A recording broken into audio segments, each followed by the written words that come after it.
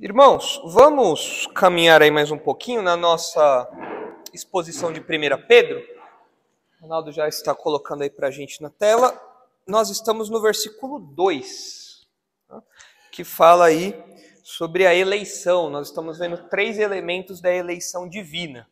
Então o texto diz aí, versículo 1. Pedro, apóstolo de Jesus Cristo, isso nós já estudamos, a autoria da carta. Aos eleitos que são forasteiros da dispersão no Ponto, Galácia, Capadócia, Ásia e Bitínia, isso a gente também viu, os destinatários da carta. E o versículo 2 que fala da eleição. Então, eleitos segundo a presciência de Deus Pai, em santificação do Espírito, para a obediência e a aspersão do sangue de Jesus Cristo. Graça e paz vos sejam multiplicadas. Então, nós temos falado aí no versículo 2, aqui Pedro apresenta 3 elementos da eleição divina, e cada um desses elementos está associado a uma pessoa da Trindade. Então, o primeiro elemento que a gente tem aqui está relacionado ao Deus Pai, quando fala ali, segundo a presciência de Deus Pai, e é o fundamento da eleição.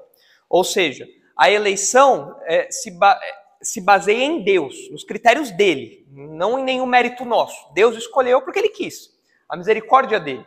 Mais para frente, Pedro vai falar, isso aconteceu pela misericórdia de Deus, pela graça de Deus, não é por nenhum mérito nosso. É engraçado que tem uma historinha que contam, a gente nunca sabe se essas historinhas são verdadeiras ou não, né? Dos pregadores e pastores aí da história. Mas uma vez uma senhorinha chegou para Charles Spurgeon, pregador de Londres, famoso e tal, e ela falou assim, olha, eu não consigo entender como pode a Bíblia falar que Deus odiou a Esaú, porque a Bíblia fala, né? Eu amei a Jacó e odiei a Esaú. E a senhorinha estava indignada com o Spurgeon. Como pode Deus odiar a Esaú? E aí o Spurgeon, que era calvinista ali, convicto, né, de 5 pontos, ali firme, falou, olha, irmã, o que me choca não é Deus ter odiado a Esaú. O que me choca é Deus ter amado a Jacó. É isso que choca. Realmente, isso que é chocante. Por que Deus escolheu Jacó? É a eleição. Tanto que Paulo usa esse exemplo, né, para falar da eleição. Ele fala, Deus escolheu Jacó e não Esaú. Por quê? Porque Jacó era um cara legal? Não, a gente sabe que a gente está vendo que o cara era malandrão, né? Com o pastor Marcos lá em Gênesis. Então a eleição acontece pelos critérios de Deus. Os motivos da eleição, o fundamento da eleição está em Deus, não está em nós. Deus não viu algo em nós e então nos elegeu, então nos escolheu. Não. E a gente viu que essa presciência não é relacionada à nossa resposta a Deus, ao potencial da nossa resposta a Deus. Presciência significa que Deus nos escolheu lá no passado, antes da fundação do mundo, para se relacionar conosco, algo relacional. Então esse foi o primeiro elemento que a gente viu aí, o fundamento da eleição. O segundo elemento, que a gente já estudou também, é relacionado ao Espírito Santo. E fala ali na sequência, que nós somos eleitos segundo a presciência de Deus Pai, em santificação do Espírito.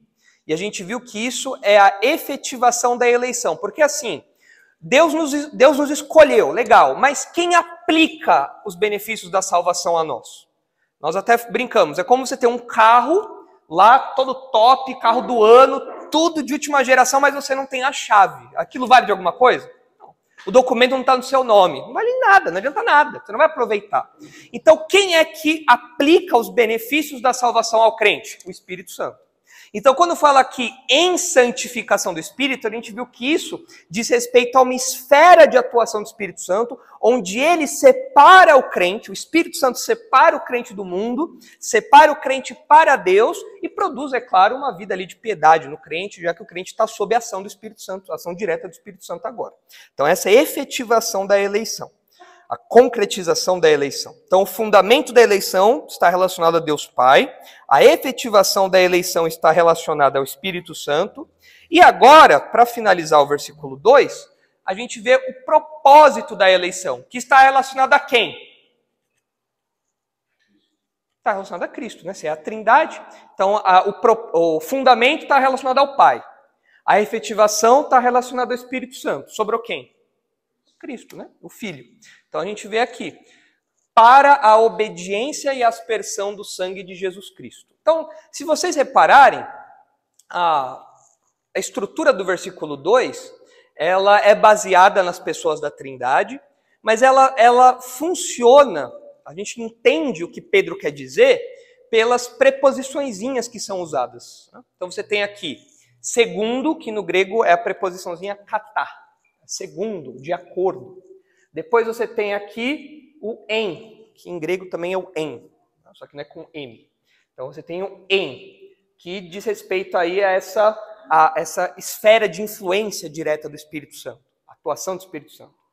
E agora aqui você tem uma outra preposiçãozinha, o para, que no grego é o eis, que mostra um propósito, uma direção. Então algo que acontece com um propósito, ou seja, Deus nos elegeu não para nada. A eleição de Deus, ela não acaba no nada. A eleição de Deus não é uma rua que acaba no meio do vazio. Já viram aquelas ruas no interior? Ou nos limites de São Paulo, aí, quando você vai ali para os lados, ali lá para baixo da... Como chama aquela represa? Guarapiranga, né? Lá para baixo. Quando você vai para lá, você vai andando na rua, começa uns buracos, terra, e do nada a rua acaba. Tem mato. Do nada a rua acaba. Acabou, a rua acabou. A eleição de Deus não é assim. A eleição de Deus não acaba no mato. A eleição de Deus tem um alvo, e esse alvo é atingido, esse propósito é realizado. E quais são esses propósitos aí? Pedro relaciona dois propósitos para a gente. São os dois alvos aí da eleição. Em primeiro lugar, nós somos eleitos para a obediência. Esse é o primeiro elemento aí. Somos eleitos para a obediência. A gente vai entender o que é essa obediência.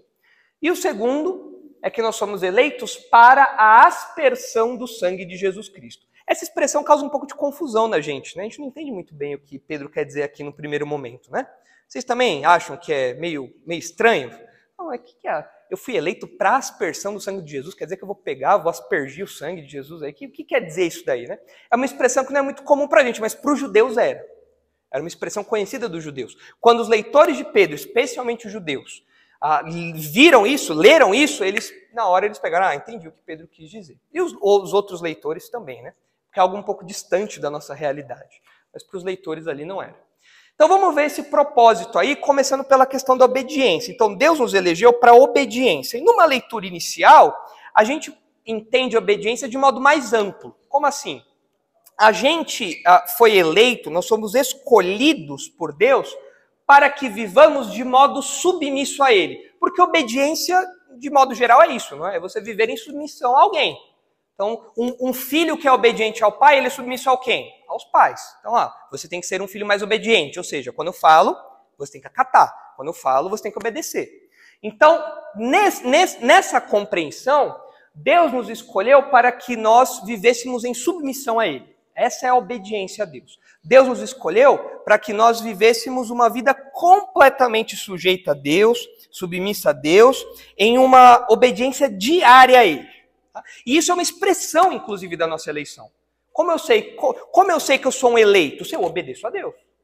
Olha só como o próprio Pedro relaciona isso. Ronaldo, desce para o versículo 14 aí, por favor. Olha o que diz aí o versículo 14. Como filhos da... Opa, o que é o filho da obediência? É a mulher chamada Obediência da Silva, né? Não. O que é o filho da obediência? O filho é quem compartilha características do pai. Essa é a ideia de filiação na Bíblia. Se você é filho da ira, significa o quê? Que você vai receber a ira. Se você é filho da desobediência, significa que a sua vida é marcada por desobediência. Se você é filho da obediência, significa que a sua vida é marcada por obediência, certo? Então, como filhos da obediência, não vos amoldeis as paixões que tinhas anteriormente na vossa ignorância. Pelo contrário, segundo é santo aquele que vos chamou, tornai-vos santos também vós mesmos em todo o vosso procedimento. Olha aqui como Pedro relaciona. Ele fala, olha, vocês agora são caracterizados pela obediência. Antes, vocês eram caracterizados pelo quê? A pessoa antes de se converter, ela é caracterizada pelo quê? Pela desobediência. O incrédulo está aí para Deus? Ele não está nem aí para Deus, ele é desobediente. O crente não. O crente é caracterizado pela obediência. Então, à luz dessa realidade, vocês devem abandonar os pecados que vocês tinham antes, no tempo da ignorância de vocês, do afastamento de Deus, e agora vocês têm que se tornar santos em todo o vosso procedimento. Outro texto aí também, 1 João 2. Abre aí, por favor, Ronaldo. 1 João 2. 1 João fala bastante a respeito dessa relação entre fé e obediência. Olha só aí o que diz 1 João 2. 1 João 2, versículo 3. Olha só. Ora, sabemos que o temos conhecido por isto, se guardamos os seus mandamentos. Aquele que diz, eu o conheço, e não guarda os seus mandamentos, é mentiroso, e nele não está a verdade. Aquele, entretanto, que guarda a sua palavra, nele, verdadeiramente, tem sido aperfeiçoado o amor de Deus. Nisto sabemos que estamos nele. Aquele que diz que permanece nele, esse deve andar assim como ele andou. Então, qual que é a marca da eleição na vida do crente, de acordo com João? Se eu olho para a minha vida, peraí, será que eu sou um crente ou não? Será que eu estou em Cristo ou não? Estar em Cristo é algo muito recorrente na literatura de João. O que é estar em Cristo? É estar em comunhão com Ele, é permanecer nele, é estar próximo dele. Como saber se eu sou crente ou não? Se eu estou em Cristo? É só você ver se você obedece. Aliás, o próprio Jesus falou, né? Aquele que me ama, guarda os meus mandamentos. É uma relação muito simples, né? Então, de fato, a obediência fica muito clara aqui. Se vocês olharem lá o 4, sobe por favor, João, Ronaldo, olha só. Aquele que diz, eu o conheço e não guarda os seus mandamentos é mentiroso. Tem crente mentiroso hoje em dia ou não? É crente, né? Crente mentiroso, né? Tem gente mentirosa que fala, não, eu sou crente. E você olha a vida da pessoa, é uma podridão completa. Vocês conhecem gente assim? Gente boca suja, cara imoral, trai a esposa, rouba dinheiro na empresa, sonega imposto para tudo quanto é lado, mente à torta e à direita. O cara mente de graça, o cara não precisa mentir, mas ele mente. Chega uma hora que ele mente por esporte. Não preciso mentir, mas vou mentir aqui porque é legal mentir. Chega uma hora que ele já mente tanto que ele acredita na própria mentira. E aí você pergunta para ele, não, você é crente? Sou, opa, sou. Eu e Jesus ali, ó, eu e Deus, ó, direta, conexão direta, 100% Jesus. Você vê o Neymar, foi o Neymar, né, que usou essa faixa aí, né? Outro dia eu falei para meus alunos, gente, o Neymar não é crente coisa nenhuma, mas os aluninhos ficaram doidos, eles gostam do Neymar, né? Não, como assim e tal? Não é crente coisa nenhuma, ele tem uma vida torta, uma vida suja. Ele obedece a Deus? Ele se guarda, ele se preserva, ele tem a boca limpa? Não tem, então. Isso daí não é 100% Jesus coisa nenhuma. Mas por quê? Ó, aqui, não sou eu que estou dando esse parecer, quem é que está dando o veredito? É João. Aquele que diz, eu o conheço e não guardo os seus mandamentos é mentiroso. Não dá. Então, de fato, o eleito, a pessoa eleita é caracterizada pela obediência. Isso porque a escolha de Deus gera pessoas obedientes. A escolha de Deus não vai gerar pessoas rebeldes, pessoas insubmissas, pessoas que vivem desordenadamente. Não é assim. A eleição traz obediência. É uma relação óbvia isso. Se você é escolhido por Deus e você se aproxima de Deus, você vive agora uma vida de obediência a Deus. Olha lá um texto que parece que Paulo já previa algumas coisas que o pessoal falaria, né? Olha Romanos 6. Abre aí, por favor, Ronaldo, Romanos 6. Romanos 6, versículo 1. Porque muita gente fala assim, ó. Quer saber?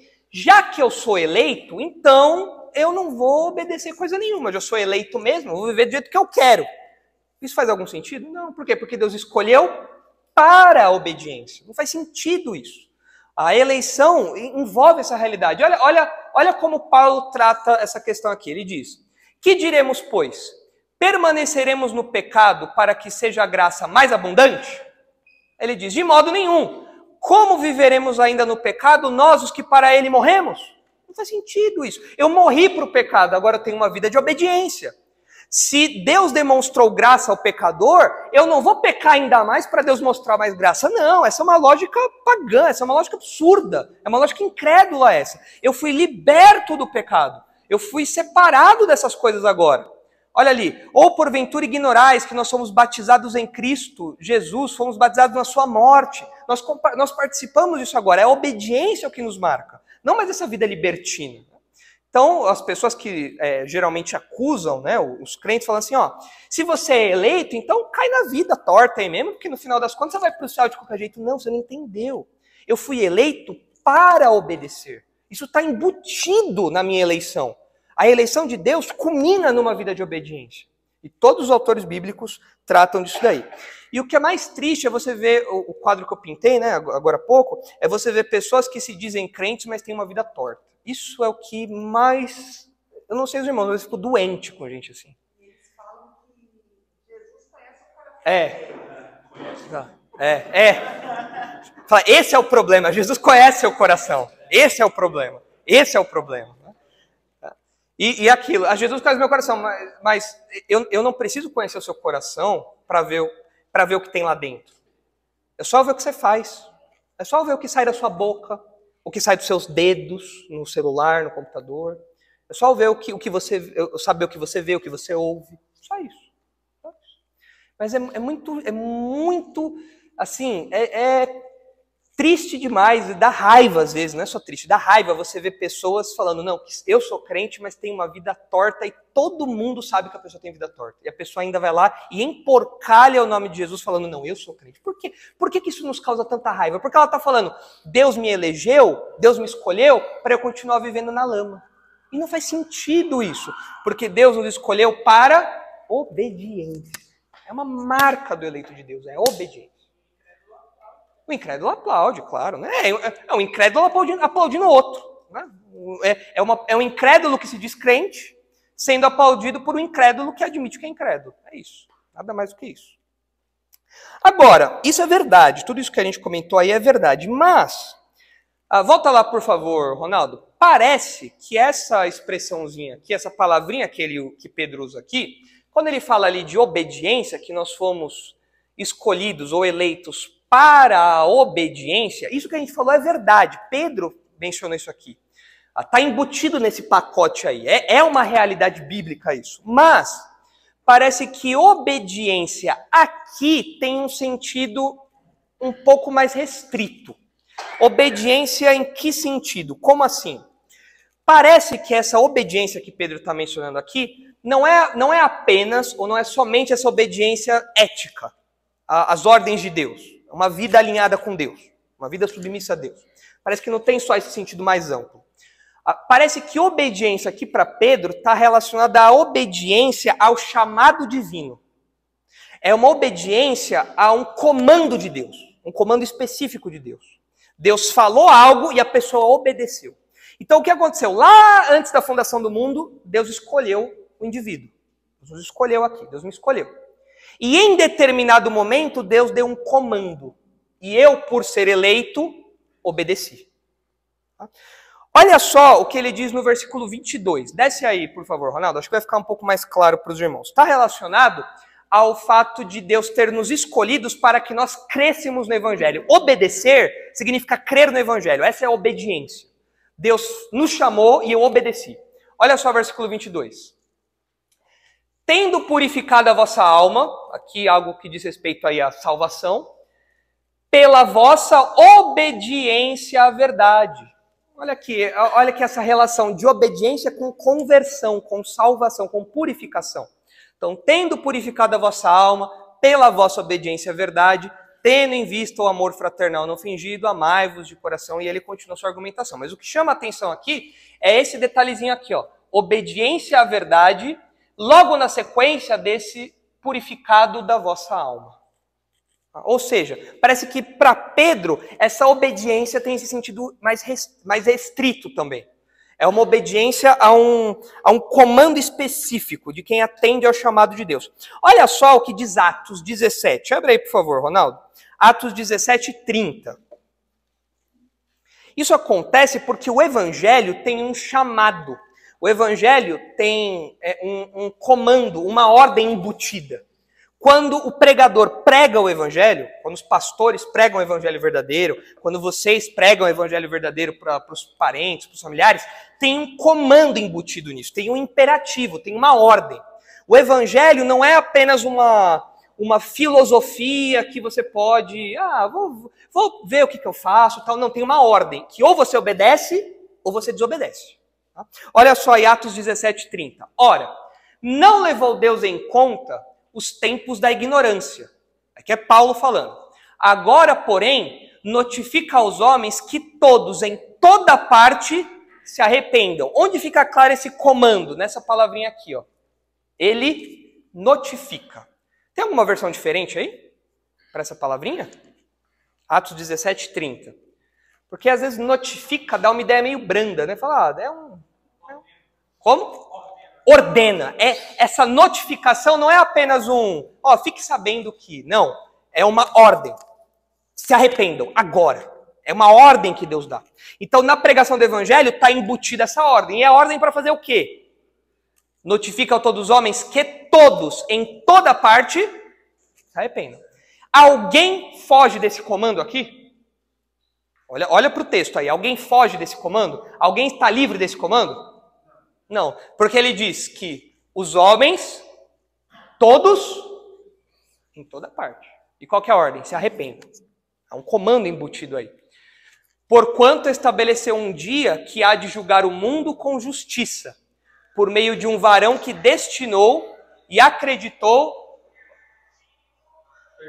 Tá em loop aí, ó. É que você estava filmando aí, né, Reginaldo? Parece que. Não, tudo bem, minha voz é feia pra caramba, né? Nossa. Quando eu mando áudio no WhatsApp, eu falo, meu Deus. Também. Pensei que ia falar da minha. Eu vi que o Gui Vinicius ia falar assim, eu também tenho essa impressão. Tem essa impressão da sua voz também. Eu ouço o áudio lá e fico, rapaz, mas que voz estranha, né? No 2 vezes, então, fica pior ainda a coisa, né? Mas enfim, sem problema, Reginaldo, tranquilo. Então aqui, olha só. Por que eles têm que se arrepender? Por que vem essa notificação, esse comando? Porque Deus estabeleceu um dia em que ele vai julgar. E ele vai julgar por meio de um varão que destinou e acreditou diante de todos, ressuscitando dentre os mortos. Quem é esse varão aqui? Jesus.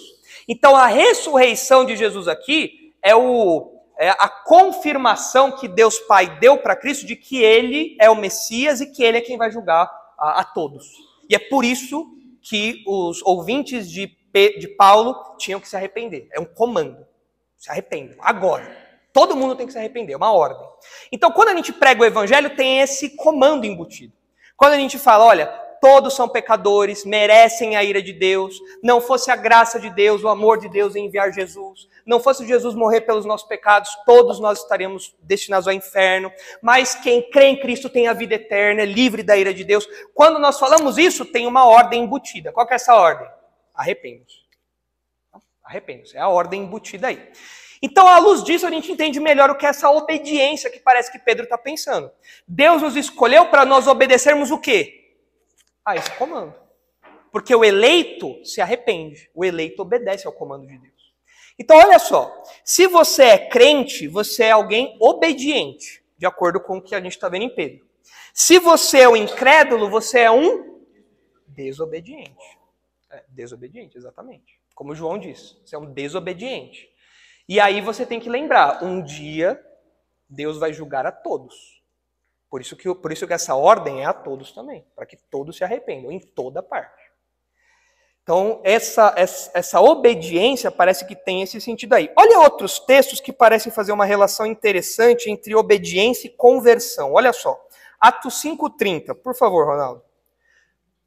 Os irmãos entenderam essa relação? Ficou claro? Okay. Então, olha aí Atos 5:30.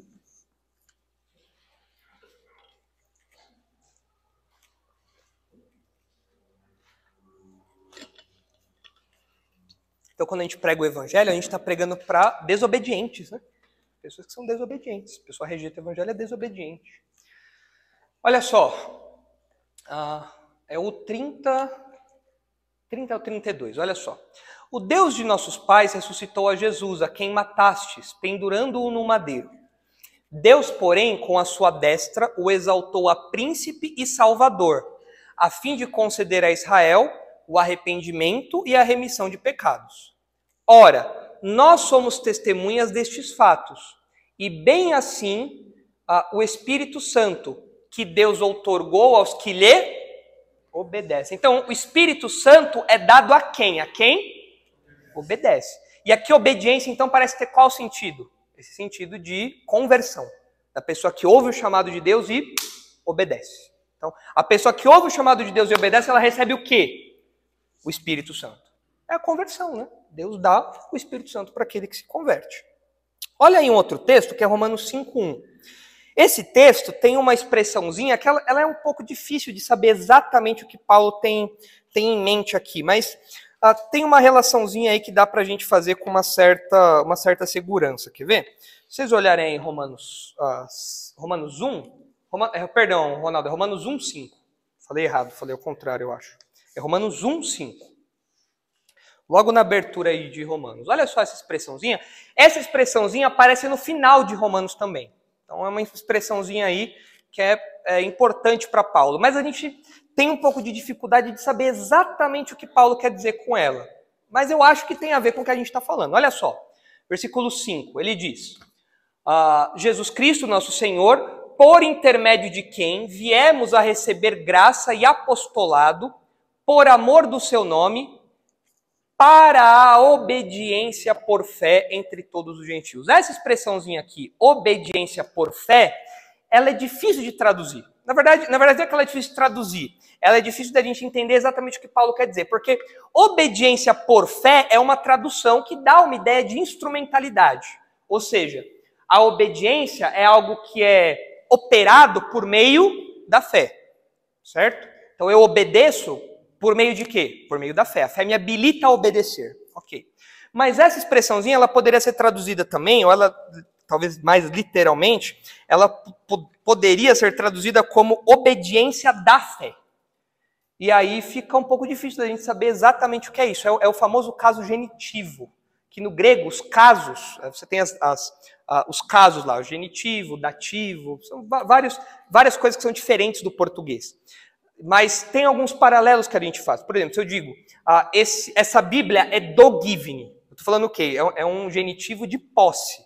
O Givne possui essa Bíblia. Se eu digo, isto é um copo de água, esse de significa o quê? Que o copo está cheio de água, é um genitivo de conteúdo. Se eu falo assim,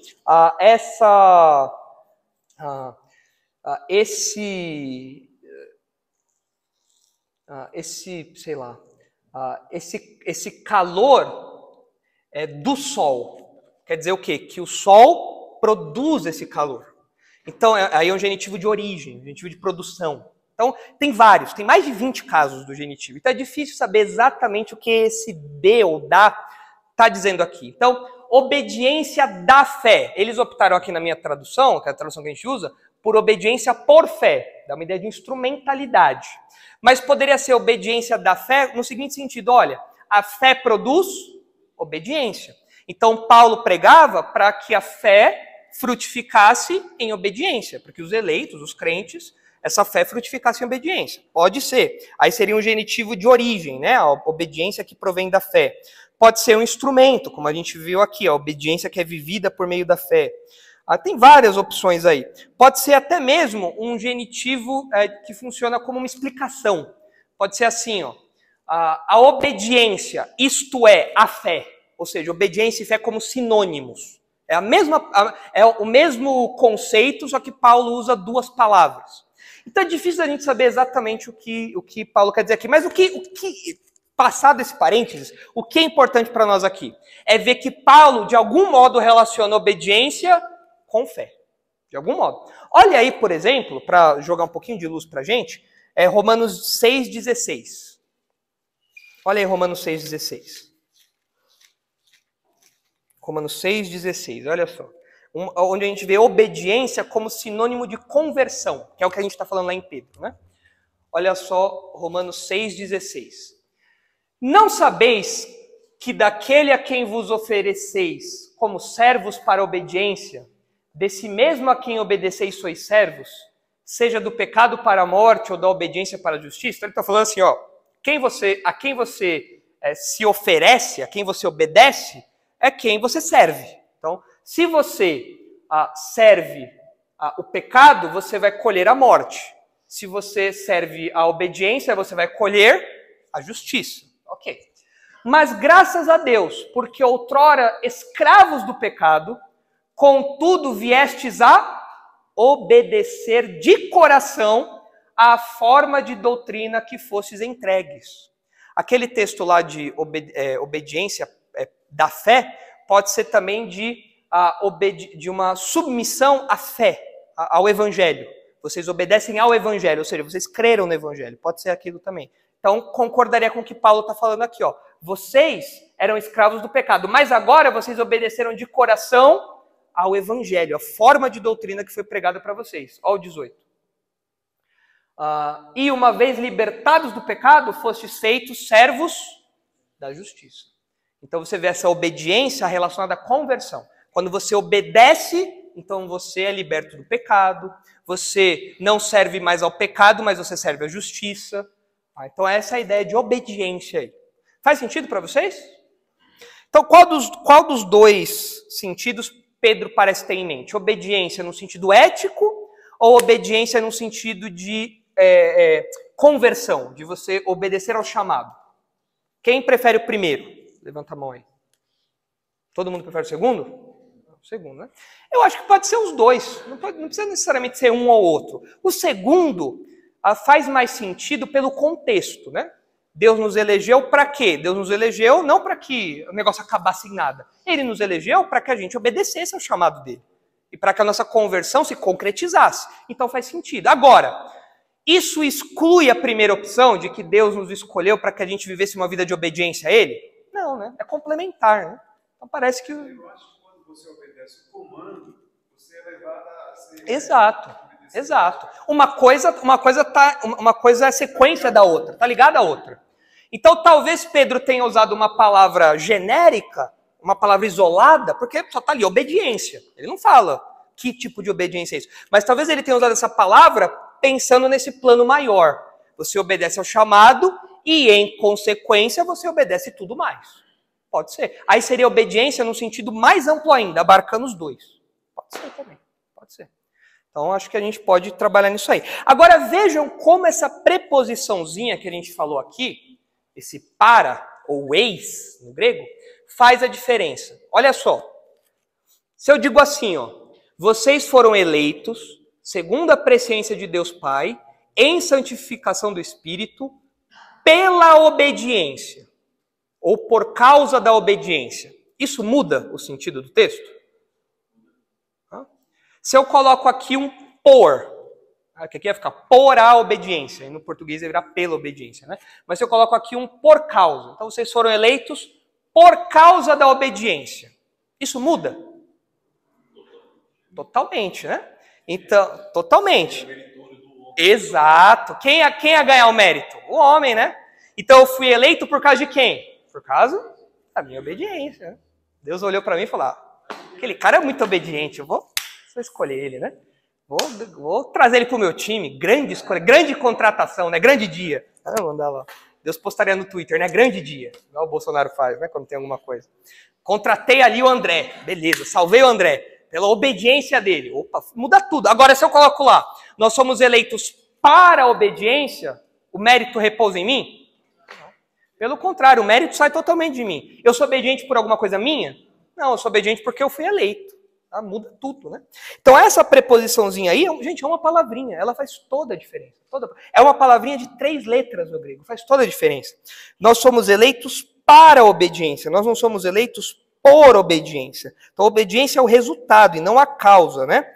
E isso nos ajuda a combater aquela ideia do evangelicalismo popular, que Deus olha para as pessoas e vê como elas são obedientes, como elas seguem a Deus direitinho, como elas cumprem ali tudo que a igreja diz, tudo que Deus diz na Bíblia, e então por isso Deus vai lá e escolhe elas.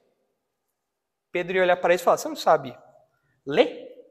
É uma preposição. Eu não coloquei por causa da obediência, eu coloquei para a obediência. A obediência é a evidência da eleição, não é a causa da eleição. Você foi eleito para obedecer, você não foi eleito por obedecer. Muda tudo isso daí. Então isso mostra pra gente como é importante a gente estudar as palavrinhas da Bíblia, né? Elas mudam tudo o significado. Se você não estudar essa preposiçãozinha e saber o que ela significa, nossa, lascou tudo. Você vai inventar um monte de teologia aí. Ainda bem que o meio evangélico não inventa teologia, né? Todo mundo lê a Bíblia direitinho, todo mundo sabe o significado das palavras, não é? Quem dera, né? Quem dera, né? Muito bem. Então, nós somos eleitos para a obediência. Esse era o primeiro aspecto. Entenderam isso? Certo? Podemos caminhar? Ok, dá tempo ainda da gente terminar o versículo. Então, o segundo propósito aí da nossa eleição, além da obediência, é a aspersão do sangue de Jesus Cristo, né? Aspergir o sangue era algo... Aspergir o sangue de animais, né? Era algo comum, algo conhecido no Antigo Testamento. O israelita sabia disso. Aspergir o sangue era você pegar algo e aspergir sobre as pessoas ou sobre objetos ali, né? Você vê isso acontecendo, por exemplo, lá em Levítico, na consagração do tabernáculo. Então, o altar vai ser consagrado a Deus. Então, Moisés vai lá, pega o sangue do sacrifício, separa uma parte e com esse sangue ele vai lá e asperge sobre os itens do tabernáculo. Os sacerdotes, Arão, os filhos, também são aspergidos com o sangue dos animais ali, mostrando a consagração, a separação daquelas pessoas para o serviço de Deus, ou daqueles objetos para o serviço a Deus.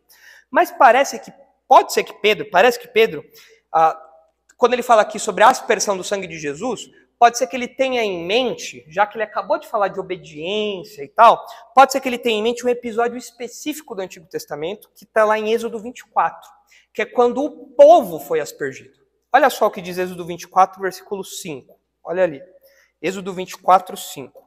É um episódio em que a aspersão, ela representa a confirmação da aliança com Deus. E o povo, nesse episódio, jura obediência a Deus. É claro que o povo depois não obedeceu, né? A gente sabe que o povo falou, não, pode ficar tranquilo, a gente vai obedecer tudo. Não deu o corpo, nem tempo de esfriar, e o povo já estava desobedecendo já, né? Mas olha lá o que diz Êxodo 24. Êxodo 24, 5. E enviou alguns jovens dos filhos de Israel, os quais ofereceram ao Senhor holocaustos e sacrifícios pacíficos de novilhos. Moisés tomou metade do sangue e o pôs em bacias, e a outra metade aspergiu, borrifou, né, sobre o altar. E tomou o livro da aliança e o leu ao povo, e eles disseram, tudo que o Senhor falou, faremos e obedeceremos. Eles fizeram isso? Não, né? Sabe que por um tempinho talvez, mas depois descambaram. Mas olha aqui a relação. Ele aspergiu e depois, quando leu a aliança, o povo falou, nós vamos obedecer, certo? Então, tomou Moisés aquele sangue e o aspergiu sobre o povo e disse, eis aqui o sangue da aliança que o Senhor fez convosco a respeito de todas essas palavras. Então, quando Moisés asperge o sangue sobre o povo, que acabou de firmar o seu compromisso com Deus, Moisés está falando, olha, esse sangue representa essa aliança, esse compromisso que vocês fizeram. Vocês falaram que vão obedecer. Então está aqui, estou aspergindo esse sangue sobre vocês aqui. No caso dos crentes, a gente não tem sangue aspergido aí sobre a gente, né? Na nossa... mas a coisa do óleo é dos pessoal que inventa aí, dos ungidos aí que inventa, né? Deve ter alguma igreja pentecostal que asperge sangue de galinha, deve ter. Isso aí você vai encontrar com certeza, né? Isso daí, por falta de criatividade e de oportunidade, não vai ser. Então vai aparecer alguém fazendo isso daí. Mas, nos nossos dias, na igreja, nós não temos mais essa prática de aspergir o sangue. Por que nós não fazemos isso? Porque sobre nós foi aspergido um sangue específico. Sangue de quem? Jesus. Por isso que ele fala, aspersão do sangue de Jesus Cristo. Quando o texto fala isso, aspersão do sangue de Jesus Cristo, é evidente que isso não é literal. Aqui não é como era no Antigo Testamento, uma cerimônia em que a pessoa se converte, ela vai lá na frente, aí vai lá o pastor, pega um potinho com sangue de Jesus, pega e asperge a pessoa. Não é isso. O que o texto está dizendo aqui é uma figura de linguagem para falar dos benefícios da morte de Jesus. Então, ter o sangue de Jesus aspergido é uma referência aos benefícios que a morte de Jesus nos trouxe. Ou seja, esses benefícios foram derramados sobre nós, sobre o crente. Então, o crente tem esses benefícios, ele ganha esses benefícios aí. Quando a gente fala do sangue de Jesus, o Novo Testamento dá bastante detalhes a respeito disso, informações a respeito disso. Olha só o que o próprio Pedro diz nos versículos 18 e 19. Olha só. Olha o valor desse sangue. 1 Pedro 1, 18 a 19. Sabendo que não foi mediante coisas corruptíveis como prata ou ouro, que fostes resgatados do vosso fútil procedimento que vossos pais vos legaram. Olha aqui como Pedro abre a sua comparação. Ele fala de coisas corruptíveis como prata ou ouro, ou seja, coisa que perece. Prata ou ouro é precioso pra gente? Já diria o Silvio Santos, né? Você vai ganhar seu prêmio em barras de ouro, que valem mais do que dinheiro, né? É o que o Silvio Santos sempre diz, né? Mas para Pedro isso aí é algo corruptível. É algo que passa, né? Cujo valor é efêmero. Nós não fomos resgatados por isso, mas nós fomos resgatados pelo precioso sangue, como de cordeiro sem defeito e sem mácula, o sangue de Cristo. Então a gente vê aqui o valor desse sangue. Ele é mais precioso que o ouro e a prata. Muito mais precioso. É um sangue puro, sem pecado. O cordeiro perfeito. E é com esse sangue que Deus comprou a igreja. Olha o que diz Atos 20, 28. Atos 20, 28 e Apocalipse 5, 9. Olha o que diz aí Atos 20, 28 e Apocalipse 5, 9.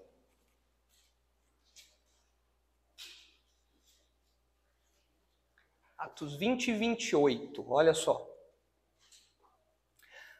Atendei por vós, aqui é Paulo falando para os bispos de Éfeso. Atendei por vós e por todo o rebanho sobre o qual o Espírito Santo vos constituiu bispos, para pastoreardes a igreja de Deus, a qual ele comprou com quê? Com seu próprio sangue. Não foi Bitcoin, né? Não foi ouro, não foi fundo de investimento, não foi ações da Eletrobras, da Petrobras, não foi nada disso. Ele nos comprou com o próprio sangue. Então, qual é o valor da igreja? A igreja é muito preciosa ou pouco preciosa para Deus? O pagamento foi caro ou foi barato? Uma pechincha? Caríssimo. Né? Olha Apocalipse 5,9, o que diz agora. Olha só. E entoavam um novo cântico, dizendo: digno és de tomar o livro e de abrir-lhe os selos, porque foste morto e com o teu sangue compraste para Deus os que procedem de toda tribo, língua, povo e nação. Então, com o derramamento, com a morte de Jesus, né? Essa morte representada aqui nesse sangue, com esse sangue, foram compradas pessoas de toda tribo, língua, povo e nação. Japonês, indígena, coreano, russo, ucraniano, alemão, brasileiro, guarulhense. Tudo foi comprado. Pessoal de Osasco também, tudo lá. Pessoal de Franco da Rocha, tudo foi comprado lá. Por quê?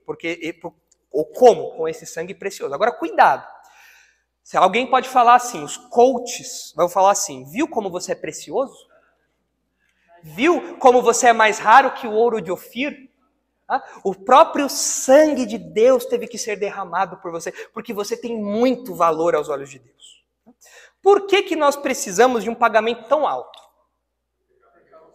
Porque o pecado era muito grande, não porque o nosso valor era gigante. Nossa, olha Deus pensando, né? Nossa, como é que eu vou salvar o Puff? Olha, ele tem um valor assim, eu vou parcelar, não sei, fazer um crediário na Casa Bahia aí, quem sabe? Então eu vou lá, não, já sei, eu vou dar o meu sangue porque ele tem um valor muito grande. Não, o problema era a dívida que era muito alta. E por conta dessa dívida é que esse sangue foi derramado, esse sangue mais precioso que o ouro e a prata. Então é uma distorção que o pessoal da teologia do coach faz, né? Então a gente tem que tomar cuidado com isso daí. Além disso, a Bíblia fala também, o Novo Testamento fala, que o sangue de Jesus é a base da nova aliança. Olha só o que diz Mateus 26, 27. Olha só aí o que diz Mateus 26, 27. Palavras do próprio Jesus, que depois Paulo reproduz em 1 Coríntios 11. Mateus 26, 27 e 28. Quando Jesus institui a ceia, olha o que ele diz.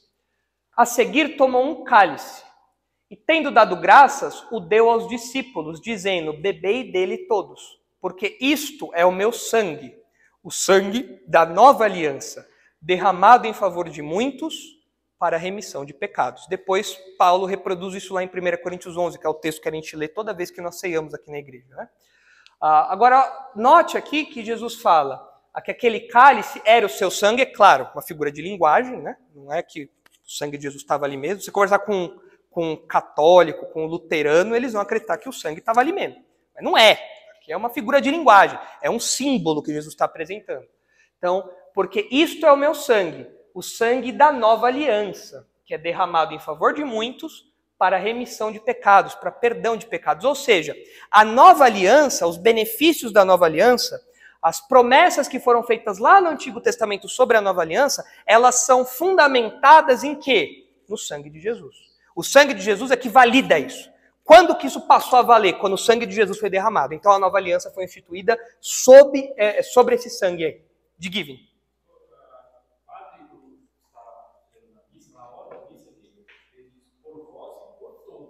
Por vós e por todos. Para todos. Aqui o texto enfatiza a quantidade, né, em favor de muitos.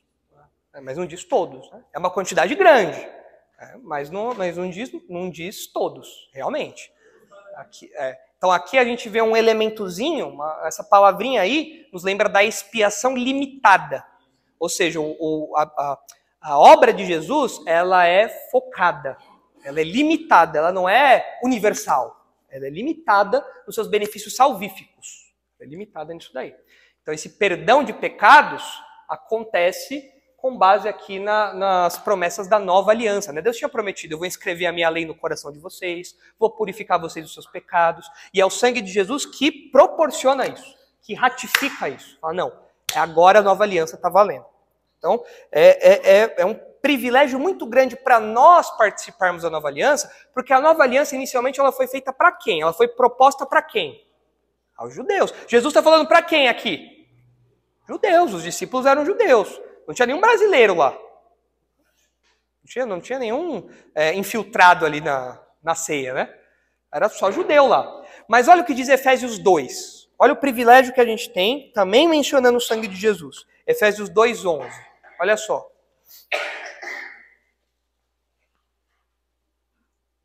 Efésios 2, de 11 a 13. Olha o que diz. Portanto, lembrai-vos de que outrora vós, gentios na carne, ou seja, não judeus, né? Chamados em circuncisão por aqueles que se institulam circuncisos, ou seja, os judeus chamavam gentios de incircuncisos, porque eram mesmo, né? Na carne, por mãos humanas, naquele tempo estáveis sem Cristo, separados da comunidade de Israel e estranhos às alianças da promessa, não tendo esperança e sem Deus no mundo. Mas agora, em Cristo, vós, que antes estáveis longe, fostes aproximados pelo sangue de Cristo. Então esse sangue, que é o fundamento ali, é o que ratifica, o que valida a nova aliança, que era inicialmente voltada para judeus, essa aliança foi estendida para os gentios. E esse mesmo sangue que purifica, que lava, que redime, esse sangue agora é aplicado aos não-judeus também. É por isso que a gente é crente, né? Tem algum judeu aqui? Não. Então, a gente aqui, brasileiro, século XXI, fomos beneficiados por isso, por essa extensão da nova aliança aí. Se tiver alguém aqui meio pão duro, pode ser meio judeu, né? Pode ser meio mão fechada aí, né? Mas a gente vê esse privilégio, né? E uma outra realidade que o Novo Testamento fala do sangue de Jesus é que ele nos purifica e liberta dos pecados. Vamos ver alguns textos aí. Primeiro é Hebreus 9. Vamos ver rapidinho aí. Hebreus 9:12. Como a gente já está estudando Hebreus com o pastor Marcos, a gente já passou por esse trecho aqui, então a gente não precisa se deter tanto tempo nas explicações, qualquer coisa é só consultar os vídeos que estão gravados. Mas em Hebreus 9:12 a 14, a gente lê o seguinte: não por meio de sangue de bodes e de bezerros, mas pelo seu próprio sangue entrou no Santos dos Santos, uma vez por todas, tendo obtido eterna redenção. Portanto, se o sangue de bodes e de touros e a cinza de uma novilha, aspergidos sobre os contaminados, os santificavam, quanto à purificação da carne, muito mais o sangue de Cristo, que pelo Espírito Eterno a si mesmo se ofereceu sem mácula a Deus, purificará a nossa consciência de obras mortas para servirmos ao Deus vivo. Agora olha aí o versículo 18. Desce aí, Ronaldo, por favor. Pelo que nem a primeira aliança foi sancionada sem sangue, porque havendo Moisés proclamado todos os mandamentos segundo a lei a todo o povo, tomou o sangue dos bezerros e dos bodes com água e lã tinta de escarlate e isopo e aspergiu não só ao próprio livro, como também sobre todo o povo, dizendo: este é o sangue da aliança, a qual Deus prescreveu para vós outros. Igualmente também aspergiu com sangue o tabernáculo e todos os utensílios do serviço sagrado. Com efeito, quase todas as coisas, segundo a lei, se purificam com sangue. E sem derramamento de sangue, não há remissão. Então Jesus derramou o sangue por nós. Então nós temos remissão de pecados. Olha aí o capítulo 12 agora, versículo 24. Hebreus 12, 24.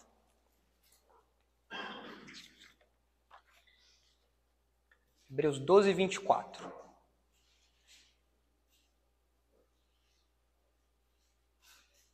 Olha lá. E a Jesus, o mediador da nova aliança, e ao sangue da aspersão, que fala coisas superiores ao que fala o próprio Abel. A gente vai chegar ainda nesse texto aí com o pastor Marcos. A gente está no capítulo 11, né? Logo mais a gente vai chegar aí, e o pastor Marcos vai explicar esse texto aí em detalhes. Mas o que eu quero destacar para vocês é a expressãozinha ali, sangue da aspersão, relacionada a Jesus. Então você vê aí que o autor de Hebreus tem isso muito claro em mente. É o sangue de Jesus que é aspergido sobre nós, nos habilita a servirmos a Deus agora. E um outro texto aí é 1 João 1,7. Dois textos, 1 João 1,7 e Apocalipse 1. Apocalipse 1,5. 1 João 1,7 e Apocalipse 1,5. Olha ali, 1 João 1,7. Se, porém, andarmos na luz como ele na luz está, mantemos comunhão uns com os outros e o sangue de Jesus, seu Filho, nos purifica de todo pecado. Notem aqui nesse texto a relação interessante, né? Andar na luz significa ter comunhão com Deus, né? Porque ele fala, como ele na luz está. Qual que é o resultado de eu andar na luz? Ficar tudo iluminado. Não. Qual que é o resultado de nós andarmos na luz? Nós mantemos comunhão. Então os desigrejados estão errados, né? Tem nada a ver isso aí. Eu e Deus, mas eu e Deus se expressa na minha vida de comunhão com os irmãos.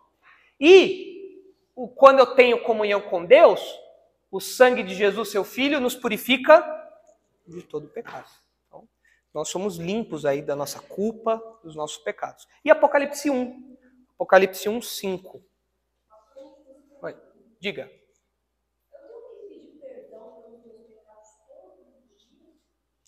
Sempre que você pecar.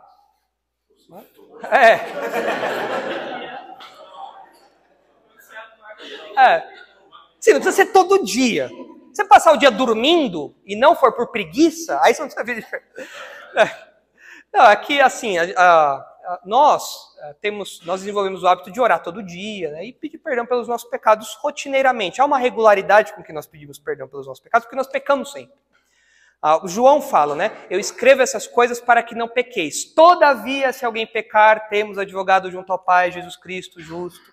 Ele nos purifica. Então, a gente tem uma regularidade de pedir perdão porque nós pecamos sempre. Nós pecamos regularmente. E qualquer pecado, por menor que seja, por mais desapercebido que passe para nós, às vezes, esse pecado afeta a nossa comunhão com Deus. Não faz a gente perder a salvação, mas afeta a nossa comunhão. Então, a gente pede perdão para que a nossa comunhão esteja sempre alinhada com Deus, para que a gente esteja sempre em um bom relacionamento com Deus. Ele nunca vai deixar de ser nosso Pai, mas a gente não pedir perdão pelos nossos pecados mostra um desprezo pela santidade de Deus no nosso relacionamento com Ele. Então, é por isso que nós pedimos perdão frequentemente. Então, tem gente que pede perdão pelos pecados antes de dormir, tem gente que pede perdão pelos pecados quando percebe que fez alguma coisa. Isso daí não tem um padrão como o católico faz, né? Vou lá no confessionário e vou agora passar a capivara aqui, ó. Então, dia tal... Mas é algo que nós fazemos com frequência, porque nós pecamos com frequência. Todo dia a gente peca. Não sei vocês. Eu peco todo dia. Todo dia eu peco. Né? Então, a gente pede perdão a Deus todo dia. Às vezes, num momento específico do dia, que a gente lembra do nosso dia. Às vezes, numa hora que a gente fala, nossa, acabei de falar uma coisa que eu não devia. Então, vou lá e peço perdão. No meio do dia, na hora do almoço, eu falo, nossa, aquilo que eu fiz semana passada era pecado. Eu vou lá e peço. Não tem validade, né? Caducou. Agora eu não preciso mais pedir perdão. Ufa! Como é que fala? Não é caducou, prescreveu. Prescreveu esse pecado. Ufa, não preciso mais pedir perdão. Né? Não. A gente pede porque a nossa comunhão com Deus fica abalada. Então a gente pede regularmente, frequentemente perdão a Deus. Olha aí, Apocalipse 1, 5 e 6. Olha só. E da parte de Jesus Cristo, a fiel testemunha, o primogênito dos mortos e o soberano dos reis da terra, aquele que nos ama e pelo seu sangue nos libertou dos nossos pecados e nos constituiu reino, sacerdotes para o seu Deus e Pai. A ele a glória e o domínio pelos séculos dos séculos. Amém. Olha aqui do que ele nos libertou. Libertou dos nossos pecados. E ele fez isso por meio do seu sangue, por meio da sua morte. Então o crente é alguém liberto dos pecados. O pecado não domina mais a gente. O pecado não manda mais na nossa vida. A gente ainda luta contra o pecado, mas a palavra final não é mais a nossa natureza pecaminosa. Agora, pelo sangue de Jesus, nós somos libertos desse domínio. Nós não somos mais escravos do pecado. Então o sangue de Jesus é mais precioso que o ouro e a prata. Com esse sangue, Deus comprou a igreja, é a base da nova aliança, essas promessas que foram estendidas a nós, nos purifica e liberta dos nossos pecados. Enfim, o sangue de Jesus é, assim, preciosíssimo para nós. A morte dele, o que ela representa para nós. E aí a gente tem que tomar cuidado, porque tem uma expressãozinha popular que os pentecostais usam, e eu ouvia muito isso quando eu era pequeno e eu vivia no meio pentecostal, que é aquela expressãozinha, sangue de Jesus tem poder. Então apareceu um rato, sangue de Jesus tem poder. Fulano estava lá e aí caiu um poste, sangue de Jesus tem poder. Fulano bateu o carro, sangue de Jesus, tudo era sangue de Jesus tem poder. Né? Isso banaliza o real poder do sangue de Jesus. Tem uma música disso? Meu Deus. Meu Deus. Aí eu pergunto, o que tem a ver o sangue de Jesus com o rato? Passou um rato, a senhora, sangue de Jesus tem poder, vai pegar o rato e afogar no sangue de Jesus? Qual que é a lógica disso? Não tem lógica. Isso banaliza, né? Banaliza uma coisa que é tão preciosa pra gente. Realmente o sangue de Jesus tem poder. Poder de quê? De nos libertar dos nossos pecados, de nos inserir na nova aliança, de restaurar a nossa comunhão com Deus, de nos purificar, de tirar a nossa culpa. É isso que o sangue de Jesus faz. Não essas baboseiras que esses jargões aí do meio gospel ensinam. Então a gente tem que tomar cuidado com essas expressões para não banalizá-las. Né? Então o verdadeiro poder do sangue de Jesus é a purificação e a participação. Então purificação do pecado e participação da aliança. Então, quando Pedro fala ali, né, que nós fomos eleitos para a aspersão do sangue de Jesus Cristo, está falando o quê? Que Deus nos escolheu para que fôssemos perdoados, para que nossos pecados fossem limpos, para que nossa culpa fosse tirada. E agora nós fizéssemos parte dessa nova aliança. A exemplo do povo de Israel lá em Êxodo, quando Moisés aspergiu o sangue de cordeiros lá, e o povo falou, não, nós vamos obedecer, estamos nesse pacto. Aqui o crente, ele tem o sangue de Jesus aspergido sobre si, ele faz parte dessa aliança agora. E aí Pedro termina a saudação falando, graça e paz vos sejam multiplicadas. Essa era uma saudação comum na época, né? Graça e paz. Graça é uma expressãozinha comum dos gregos, e paz era uma expressãozinha mais comum dos judeus. Era o shalom dos judeus, né? Aqui está em grego, mas os judeus falavam shalom, que era paz. Aí, quando o judeu desejava shalom, desejava paz nessa saudação, não era só uma ideia de paz restrita, uma paz interior. Não, era paz no sentido mais completo. Paz com Deus, paz com o próximo, paz nas circunstâncias. Era um desejo, que Deus te abençoe com paz, no sentido mais completo possível. Mas o que chama a nossa atenção, para terminar, é que Pedro fala para os seus leitores, graça e paz vos sejam multiplicadas, ou em muita abundância, é muita graça e paz. Por que os leitores de Pedro precisavam de muita graça e muita paz? Por quê? Porque eles estavam sofrendo, né? Era difícil para os crentes ali. Eles estavam passando por algum tipo de perseguição social, restrições, os incrédulos maldizendo eles. Era um tempo difícil para os crentes ali. Então Pedro fala, olha, vocês precisam de muita graça e muita paz de Deus. E Pedro repete essa saudação, não precisa abrir não, Ronaldo, mas ele repete essa saudação em 2 Pedro, e Judas usa essa mesma expressão na sua carta também. No comecinho da carta a gente vê lá falando dessa multiplicação do favor de Deus. Né? Então os desafios que aqueles crentes enfrentavam exigiam, né, que essa paz e a graça, o favor de Deus, se fizesse presente na vida deles. E nós? A gente precisa da graça e da paz de Deus o tempo todo, mas em tempos difíceis, isso fica em evidência? A gente fala, nossa, eu preciso que isso seja multiplicado.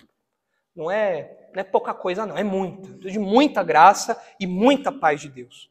A gente sempre precisa disso, mas parece que em tempos de crise, a nossa sensação, a nossa percepção dessa necessidade fica maior, não é verdade?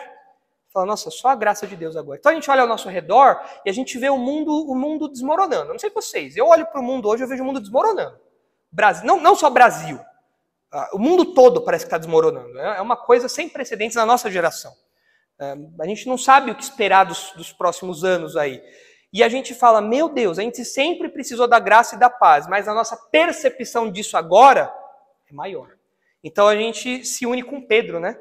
Que a graça e a paz nos sejam multiplicadas. Que seja algo abundante. Sempre é, mas que agora seja assim derramado um caminhão de graça e de paz, porque os nossos dias são dias difíceis. Esse era o desejo de Pedro para os leitores. É o que a gente deve rogar também, né? Para que a gente tenha essa graça e essa paz que é dada por Deus.